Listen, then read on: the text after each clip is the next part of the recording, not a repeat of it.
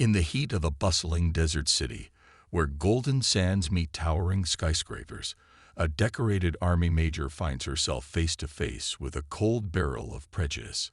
A serene vacation turns into a battlefield of injustice as years of buried truths and silent victims come to light. Will her unyielding resolve be enough to turn the tides of hate into justice? This is a story of courage, redemption, and unexpected strength. You are welcome to Talescraft. Happy New Year, wishing you the very best. Endeavor to like, subscribe, and share. Warmly relax as I tell you this great story. Major Kathy Jacobs gazed out of the airplane window as it descended into the glittering desert city.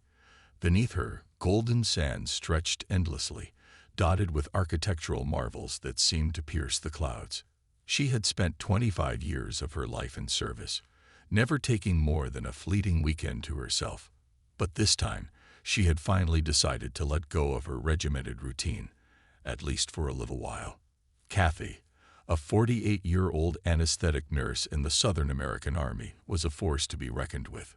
She had spent decades at the Army hospital, managing high-stakes surgeries with a level of precision and focus that had earned her the respect of everyone around her. Stern but fair, she was known for her ability to command order in chaos, often becoming the calm in the storm for her team and patients alike. But beneath her tough exterior was a woman with a deep appreciation for life. She loved the laughter of her colleagues, the camaraderie of shared challenges, and even the quiet moments when she could savor a rare cup of coffee in the stillness of the early morning. Yet her dedication to her work often left little room for herself.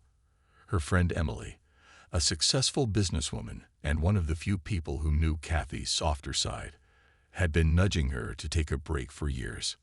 "This resort will change your life," Emily had said while convincing her to book a 2-week stay. "Golden dunes, luxurious spas, the best food you've ever had. It's exactly what you need, Kathy." So, here she was finally taking Emily's advice, and the first steps into a world that felt foreign yet exhilarating. As Kathy arrived at the resort, she was struck by its beauty. Towering palm trees lined the entrance, their emerald green a stark contrast against the warm golden sands. The air was rich with the scent of exotic flowers, and the resort itself was a masterpiece of modern architecture, seamlessly blending luxury with the natural desert landscape. Her days quickly filled with activities that were as far removed from her military life as possible. She explored bustling markets, where vibrant fabrics and the aroma of spices created a sensory feast. She spent afternoons sipping teas infused with local herbs, savoring the delicate flavors while chatting with other travelers. At night, she would sit on her balcony, watching the stars shimmer above the endless dunes, a sight that filled her with a peace she hadn't known she needed. By the 5th day, Kathy had settled into this slower rhythm of life.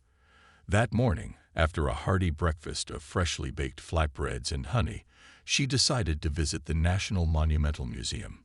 Known for its vast collection of military artifacts, it promised to be a highlight of her trip. The museum was a grand structure, its sandstone walls engraved with intricate patterns that told stories of the region's rich history. Inside, the air was cool and quiet, filled with the faint hum of voices and the shuffling of feet. Kathy wandered through the exhibits, her trained eyes lingering on displays of ancient swords, maps of legendary battles, and uniforms that bore the marks of time and courage. She paused at one particular display, a ceremonial dagger that was said to have belonged to a revered general. Its intricate carvings and jewel-encrusted hilt spoke of both artistry and power. Kathy leaned closer, marveling at the craftsmanship, her mind imagining the hands that had once wielded such a weapon. The dagger seemed to hold a story, one that spoke of honor, sacrifice, and a time when warriors fought not just for themselves but for something greater. It reminded her of the soldiers she had treated over the years, their resilience and bravery. She felt a surge of pride and humility, a connection to the past, and the shared values of service and dedication. Little did she know, this serene moment was the calm before a storm that would shake her to her core. As she turned to explore the next exhibit, Kathy couldn't help but smile. This trip, she thought, was exactly what she needed. It wasn't just a vacation, it was a reminder of who she was beyond the uniform, and perhaps a chance to discover something new about herself. The museum was a quiet sanctuary of history, its dim lighting casting a reverent glow over the artifacts. Kathy stood before the display case, transfixed by the ceremonial dagger. The blade was a masterpiece, its polished steel reflecting centuries of history.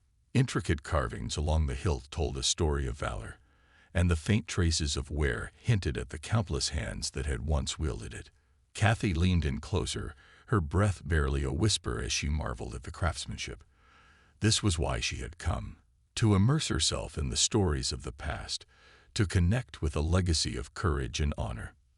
Then the tranquility shattered. "Step back, now," a voice bellowed, sharp and aggressive. Startled, Kathy turned to face the source of the command. A burly officer stood before her, his hand resting menacingly on his holstered gun. The name on his badge read Thompson, and his glare was as cold as the steel he guarded. "I'm sorry," Kathy replied, her voice calm but edged with confusion. Before she could explain, Thompson took a step closer and shoved her backward. The force sent her stumbling, her hand brushing against the edge of the display case to steady herself. Gasps echoed from the few other visitors in the room, their faces a mixture of shock and fear. "Keep your hands where I can see them," Thompson barked, drawing his gun and pointing it directly at her. For a moment, the air seemed to thin. Kathy's heart pounded, but her years of military training kicked in. She raised her hand slowly, her voice even but firm. "Officer, I think there's been a misunderstanding. I was just admiring the display." Thompson's sneer deepened. "Shoplifting, huh? Don't play innocent with me. You think you can walk in here and take whatever you want." Kathy's jaw tightened, but she maintained her composure. "I'm not here to steal anything. I'm a guest in your country, visiting this museum like anyone else. Now, put down the gun." The officer's grip on his weapon didn't waver. His voice dripped with contempt. "I don't care who you are. I know your type." A small crowd began to gather, their murmurs growing louder. Phones appeared in hands, recording the escalating situation. Kathy's cheeks burned with humiliation, but her resolve remained unshaken. She had faced far worse than this man's arrogance. "Call your manager," she said, her voice low and commanding. "Or better yet, I'll call someone who can clear this up." Thompson laughed bitterly. "Go ahead. You're just digging your own grave." Ignoring his taunts, Kathy pulled out her phone and dialed Emily. Her friend picked up immediately, her voice warm and familiar on the other end. "Emily, I need you here." "Now," Kathy said, her tone clipped but steady. 10 minutes later, Emily stormed into the museum, her high heels clicking against the polished floor with an urgency that turned heads. Her usually composed demeanor was replaced with visible fury as she approached. "Kathy, what's going on?" Emily demanded, taking in the scene. The gun, the officer's sneer, and Kathy's raised hands. "This officer is accusing me of shoplifting," Kathy replied simply, her voice devoid of emotion. Emily's eyes narrowed as she turned to Thompson. "Do you have any idea who this woman is?" she said, her voice cold enough to cut glass. "She's Major Kathy Jacobs. She's served over 25 years in the Army. She's saved lives, protected freedoms, and shown more courage than you ever will." Thompson faltered, his grip on the gun loosening slightly. But the disdain in his eyes remained, and Kathy could see that her friend's words did little to dent his arrogance. "This is ridiculous," Emily continued, her voice rising. "Get your manager here.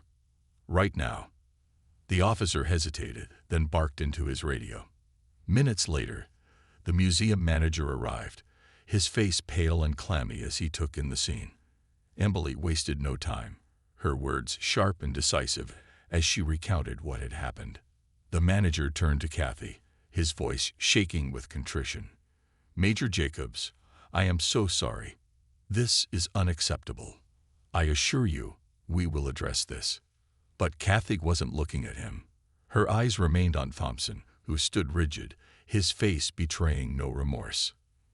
In that moment, she realized this wasn't just about her. The hostility in his gaze spoke of a hatred that ran deep, one that had likely surfaced before, and would again. As the crowd dispersed and the tension eased, Kathy's mind raced. This wasn't over. Not by a long shot. She could feel it in her bones. Thompson's behavior was a symptom of something much larger, and she wouldn't rest until she uncovered the truth. As the confrontation unfolded, a few spectators had recorded the scene on their phones.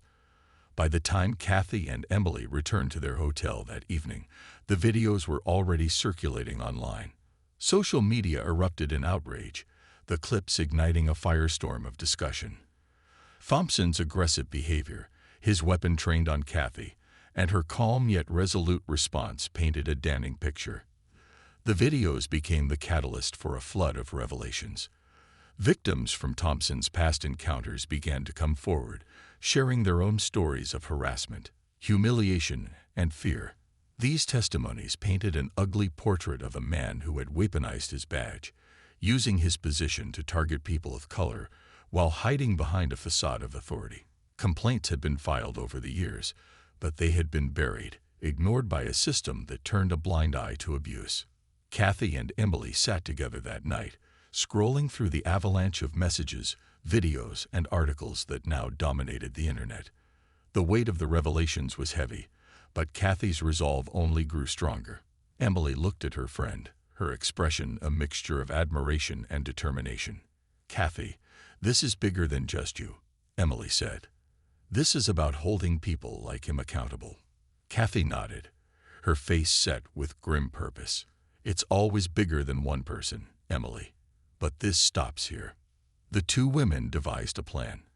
Kathy tapped into her extensive military connections, reaching out to allies in the embassy and beyond. Emily, a prominent entrepreneur, used her influence to rally local support and amplify their message. They worked late into the night, compiling evidence, gathering testimonies, and piecing together a case so comprehensive it would be impossible to ignore. The next morning, armed with their findings, Kathy and Emily returned to the museum. This time, they weren't there for apologies. They demanded accountability. They presented the evidence to the museum management, a mountain of damning materials that left no room for denial. The manager's face turned ghostly pale as he reviewed the materials.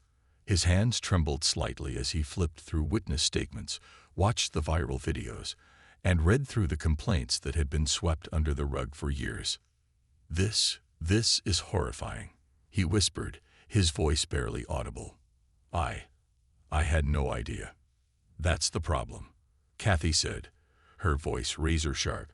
"You didn't know, and you didn't care enough to find out.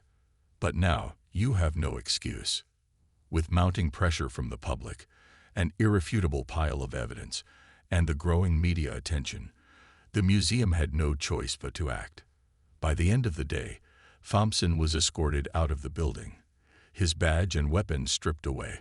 A formal investigation into his conduct was launched, and the museum publicly vowed to address systemic issues within its security department. As Kathy and Emily left the museum, the desert sun blazed overhead, casting long shadows on the golden sands. Kathy felt a flicker of satisfaction, but knew the fight wasn't over. The battle against prejudice and abuse of power was a long one, and this was just the first step. For the first time in a long while, Kathy allowed herself a small, genuine smile.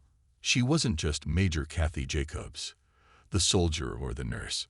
She was now something more, a voice for justice, a beacon of courage, and a testament to the power of standing tall in the face of hatred. Thank you for joining us on this journey. Let us know where you're watching from in the comments, and if you enjoyed this story. Your support means the world to us. Before you go, make sure to subscribe, like, and share to your family and friends. Never miss out on more heart-touching tales, so stay tuned and see you in the next tale. Bye-bye.